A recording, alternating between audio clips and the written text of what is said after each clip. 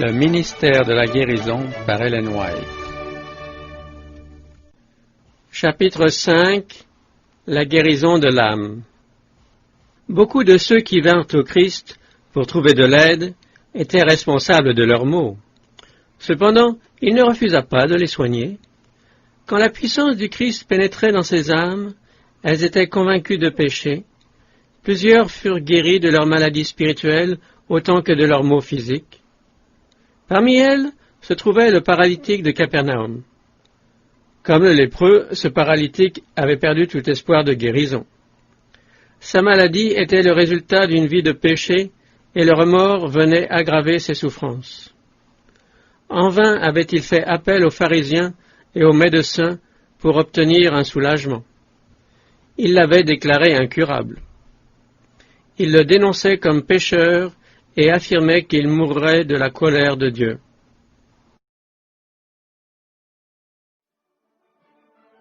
L'infirme avait sombré dans le désespoir. C'est alors qu'il entendit parler de l'œuvre de Jésus. D'autres, aussi pécheurs et aussi désespérés que lui, avaient été guéris. Cela l'encouragea à croire que, lui aussi, il pourrait être guéri s'il était transporté jusqu'au Sauveur. Son espoir s'évanouit quand il se souvint de la cause de sa maladie, mais il ne pouvait rejeter la possibilité de guérison. Il désirait surtout être délivré du fardeau du péché. Il désirait profondément voir Jésus, obtenir l'assurance du pardon et faire la paix avec les cieux. Alors il serait prêt à vivre ou à mourir selon la volonté de Dieu. Il n'y avait plus de temps à perdre. Déjà, sa chair dévastée portait les stigmates de la mort.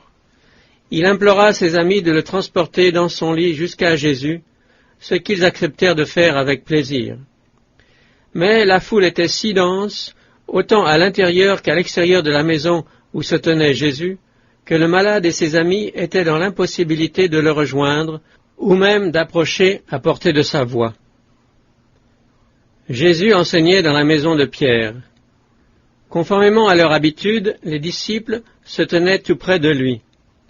Des pharisiens et des docteurs de la loi étaient là aussi, venus de tous les villages de la Galilée, de la Judée et de Jérusalem.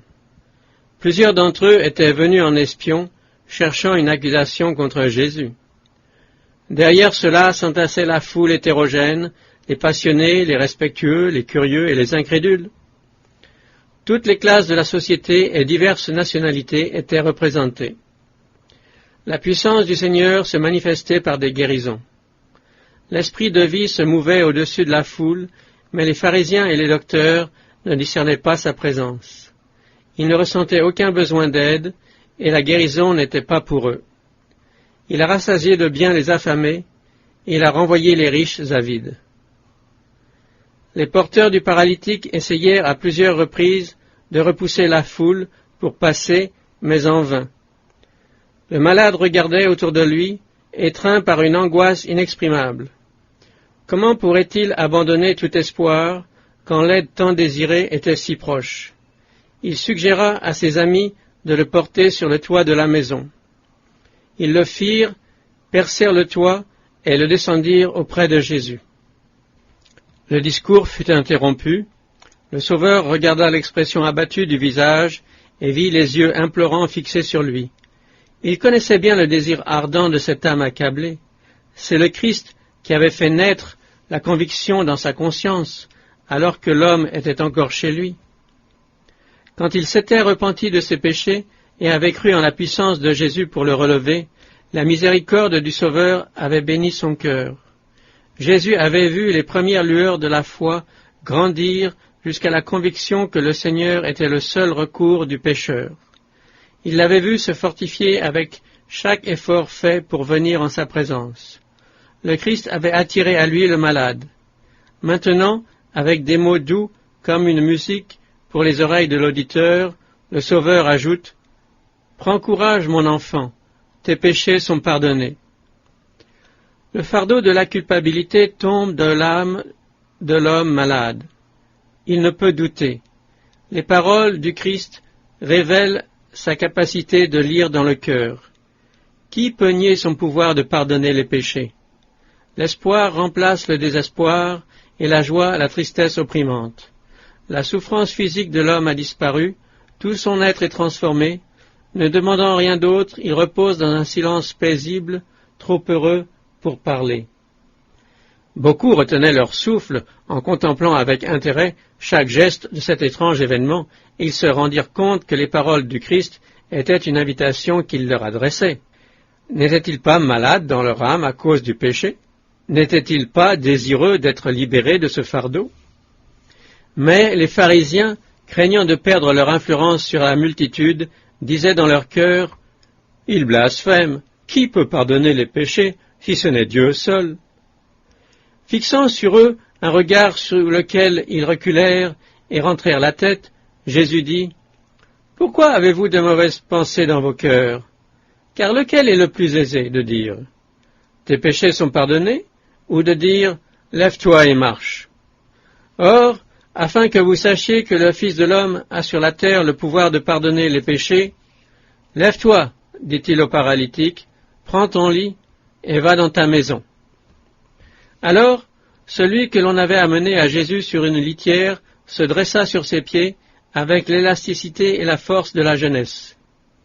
À l'instant, il se leva, prit son lit et sortit en présence de tout le monde, de sorte qu'ils étaient tous dans l'étonnement et glorifiaient Dieu, disant « Nous n'avons jamais rien vu de pareil. » Il ne fallait rien de moins que la puissance créatrice pour rendre la santé à ce corps délabré. La même voix qui donna la vie à l'homme, créé avec la poussière de la terre, avait aussi redonné cette vie au paralytique mourant. Et le même pouvoir qui avait donné la vie au corps avait aussi renouvelé le cœur.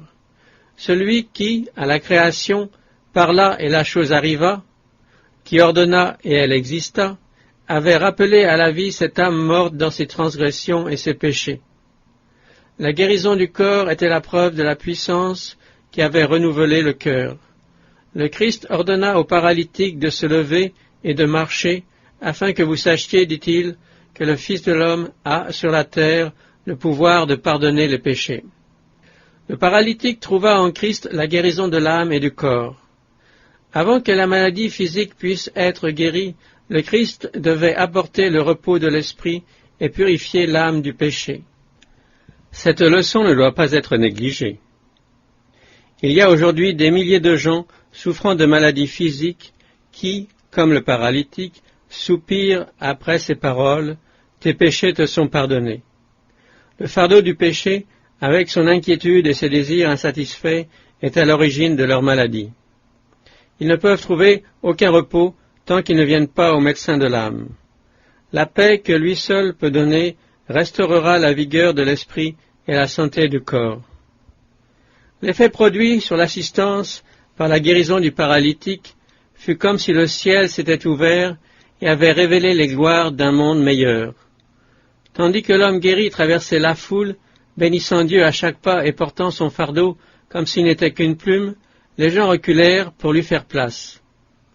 Le visage frappé de stupeur, ils se groupaient autour de lui, murmurant entre eux, « Nous avons vu aujourd'hui des choses étranges. » Quand le paralytique rentra chez lui, portant aisément la couche sur laquelle on l'avait lentement transporté hors de leur présence peu de temps auparavant, il y eut de grandes réjouissances parmi les membres de la famille. Ils se réunirent, pleurant de joie, ayant de la peine à en croire leurs yeux. Il se tenait devant eux dans la pleine vigueur de la maturité. Ses bras, auparavant sans vie, répondaient rapidement à sa volonté. La chair, flétrie et couleur de plomb, était maintenant saine et colorée. Sa démarche était libre et ferme. La joie et l'espoir s'inscrivaient sur chaque détail de son visage. Une expression de paix et de pureté avait remplacé les marques du péché et de la souffrance. Des louanges de reconnaissance montaient de ce foyer. Dieu était glorifié grâce à son Fils qui avait rendu l'espoir aux désespérés et la force aux malheureux. Cet homme et sa famille étaient prêts à donner leur vie pour Jésus. Aucun doute n'assombrissait leur foi. Aucune incrédulité n'affaiblissait leur allégeance envers celui qui avait apporté la lumière dans leur foyer enténébré.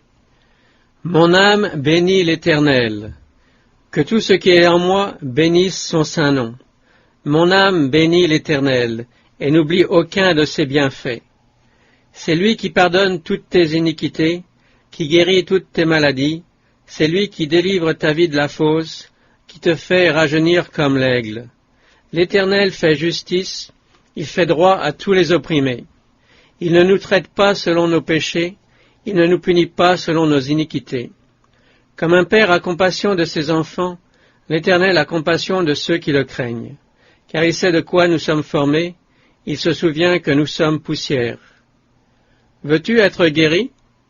Or, à Jérusalem, près de la porte des brebis, il y a une piscine qui s'appelle en hébreu Bethesda, et qui a 5 portiques.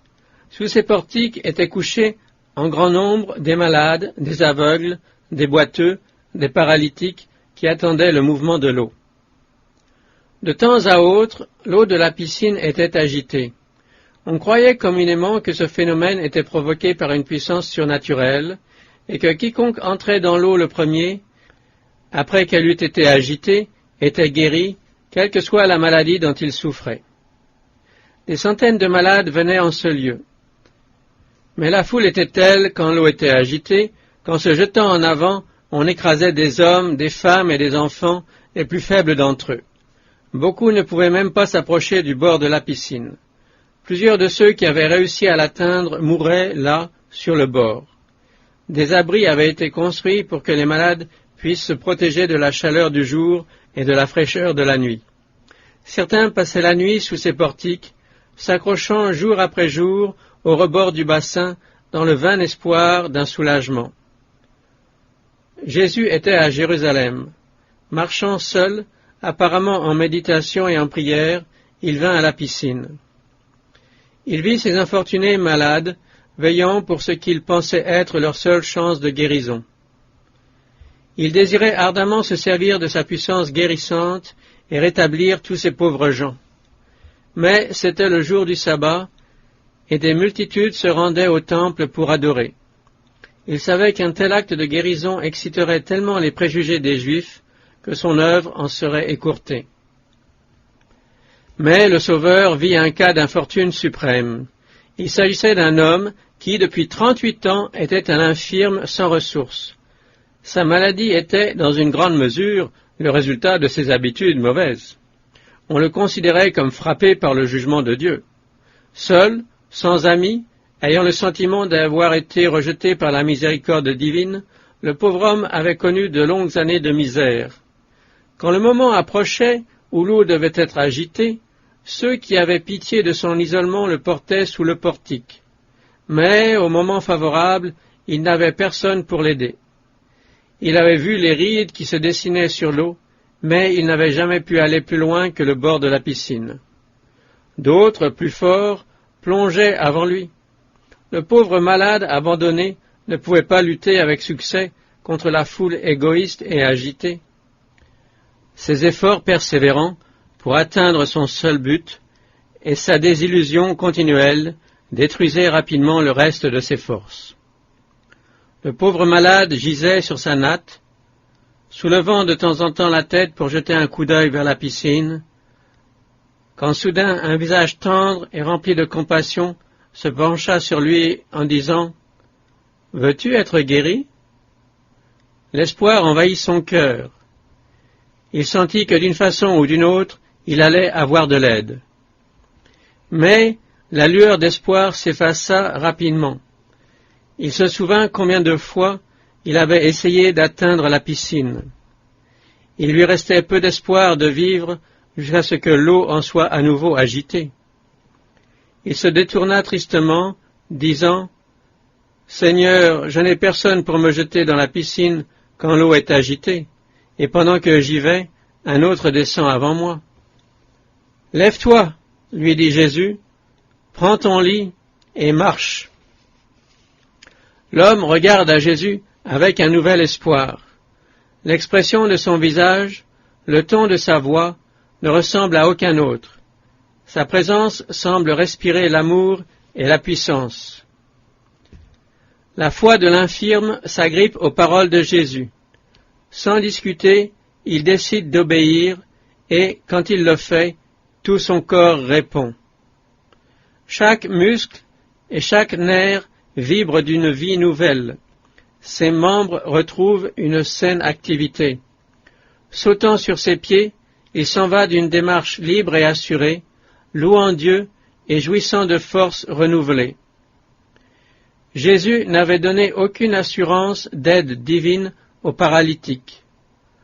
L'homme aurait pu dire « Seigneur, si tu veux me guérir, j'obéirai à ta parole. » Il aurait pu se mettre à douter et perdre ainsi son unique chance de guérison. Pas du tout. Il crut à la parole du Christ. Il crut qu'il était pleinement guéri. Immédiatement, il fit l'effort pour agir et Dieu lui donna le pouvoir de le faire. Il voulut marcher et il marcha. Agissant sur l'ordre du Christ, il fut guéri. Le péché nous a séparés de la vie de Dieu. Nos âmes sont paralysées. De nous-mêmes, nous ne pouvons pas plus mener une vie sainte que l'impotent n'était capable de marcher. Beaucoup se rendent compte de leur situation désespérée. Ils soupirent après cette vie spirituelle qui les mettrait en harmonie avec Dieu. Ils font des efforts pour l'obtenir, mais en vain. Désespérés, ils s'écrient « Misérable que je suis, qui me délivrera du corps de cette mort ?» Que ces âmes qui se débattent, accablées, regardent en haut. Le Sauveur se penche sur ceux qu'il a rachetés par son sang, leur demandant avec une pitié et une tendresse inexprimables « Veux-tu être guéri ?» Il vous ordonne de vous lever en paix et en pleine santé. N'attendez pas de vous sentir guéri, croyez à la parole du Sauveur. Mettez votre volonté du côté du Christ, décidez de le servir et, en agissant selon sa parole, vous recevrez la force. Quelle que soit la mauvaise habitude, la passion dominante qui, par une longue indulgence, ont maîtrisé l'âme et le corps, le Christ est capable de nous en délivrer et il le désire ardemment. Il donnera la vie à l'âme morte par ses offenses. Il libérera le captif retenu par la faiblesse, l'infortune et les chaînes du péché. Le sentiment du péché a empoisonné les sources de la vie. Mais le Christ dit, « Je prendrai tes péchés, je te donnerai la paix, je t'ai acheté par mon sang, tu es à moi, ma grâce fortifiera ta volonté affaiblie. J'ôterai de toi le remords du péché. » Quand les tentations vous assaillent, quand le souci et la perplexité vous environnent, quand, déprimé et découragé, vous êtes sur le point de céder au désespoir, regardez à Jésus, et les ténèbres qui vous enveloppent seront dissipées par la lumière brillante de sa présence. Quand le péché veut dominer votre âme, alourdissant la conscience, regardez au Sauveur. Sa grâce est suffisante pour subjuguer le péché. Que votre cœur reconnaissant, tremblant d'incertitude, se tourne vers le Christ. Appuyez-vous sur l'espérance placée devant vous. Le Christ attend pour vous adopter dans sa famille. Sa force soutiendra votre faiblesse, il vous conduira pas à pas. Mettez votre main dans la sienne et laissez-le vous guider. N'ayez jamais le sentiment que le Christ est loin. Il est toujours proche.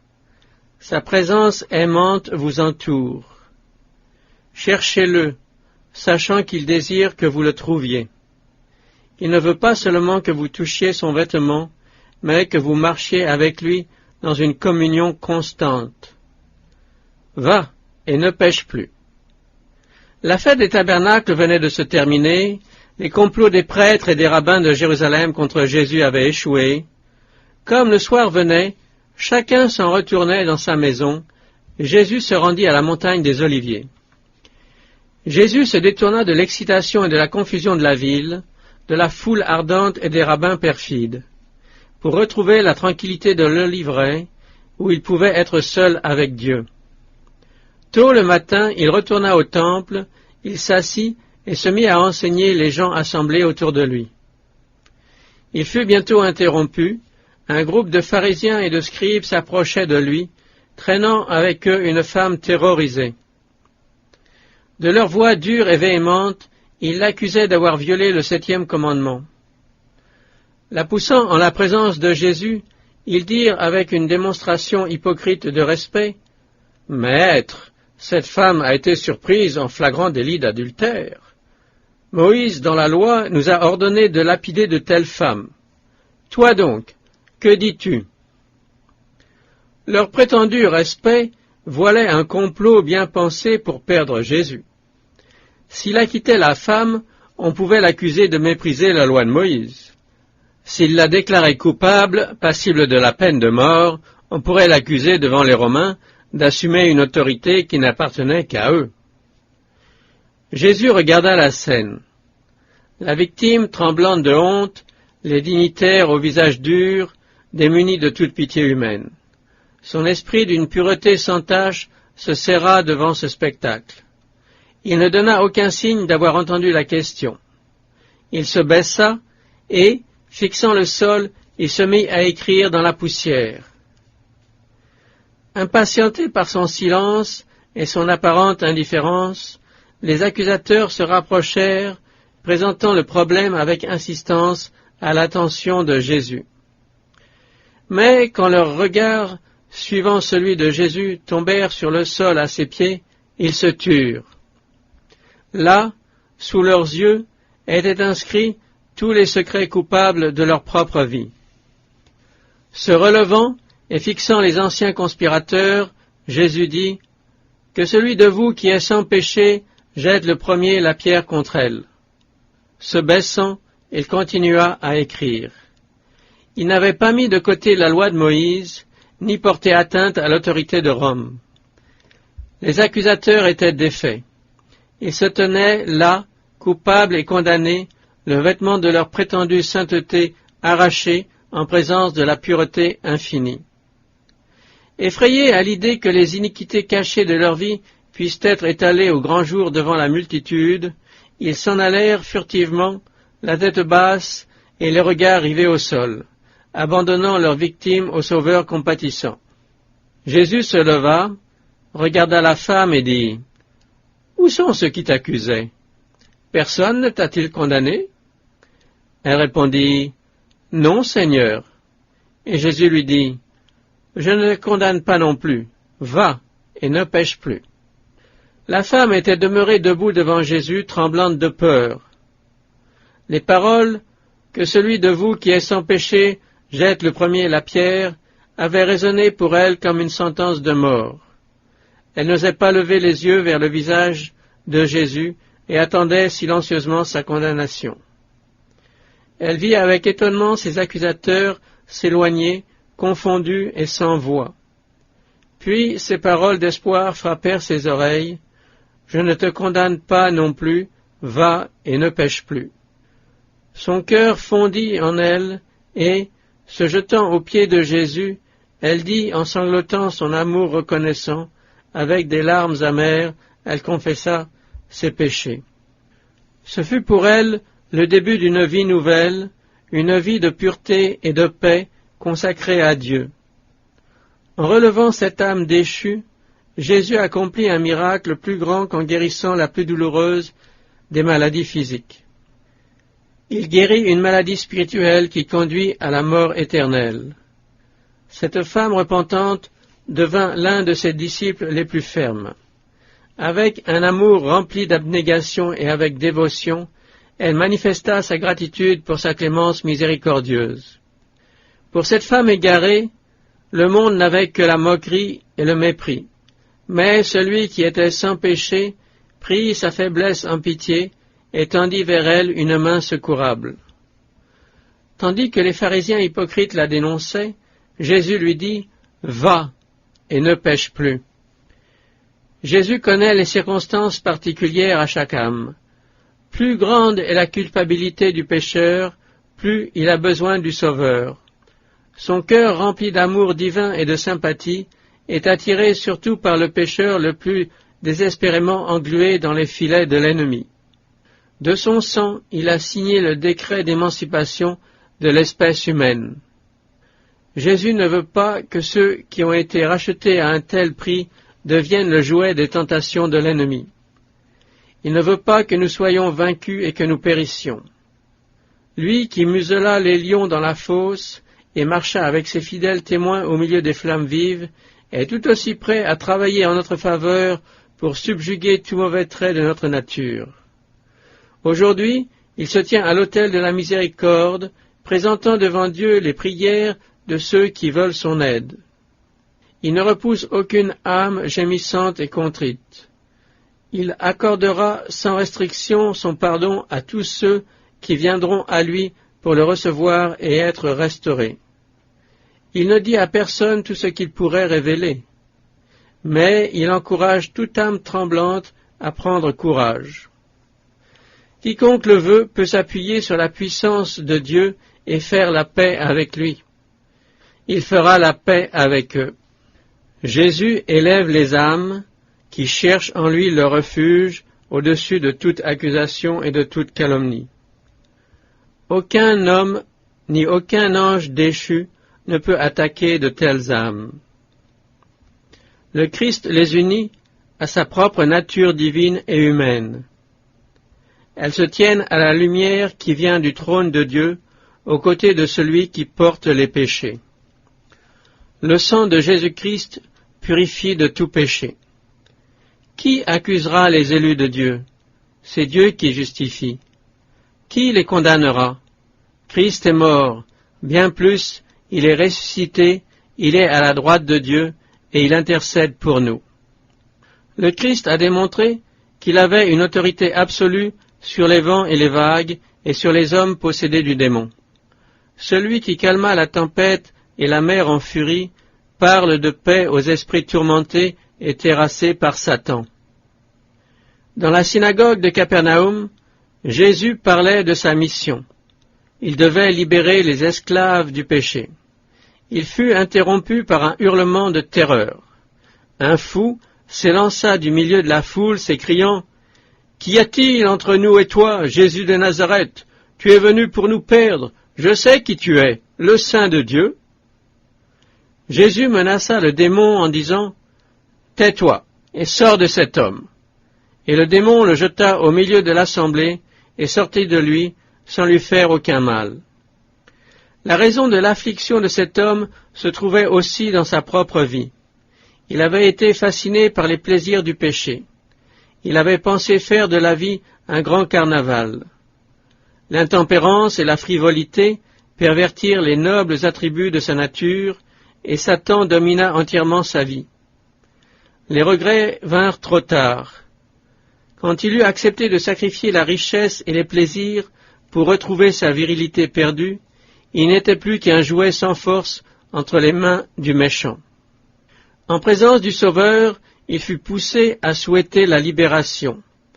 Mais le démon résistait à la puissance du Christ. Quand l'homme voulut essayer d'appeler Jésus à l'aide, le mauvais esprit mit des paroles dans sa bouche et il hurla de peur. Le démoniaque comprenait partiellement qu'il se trouvait en la présence de celui qui pouvait le libérer. Mais, quand il essaya de saisir cette main puissante, la volonté d'un autre le retint. Il s'exprima par les paroles d'un autre. Le combat entre la puissance de Satan et son désir personnel de liberté fut terrible.